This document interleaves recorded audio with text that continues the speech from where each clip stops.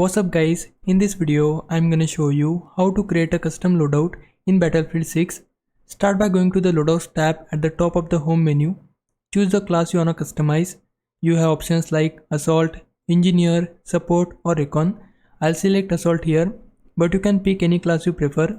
Once you're inside the class, you'll see all your equipment options.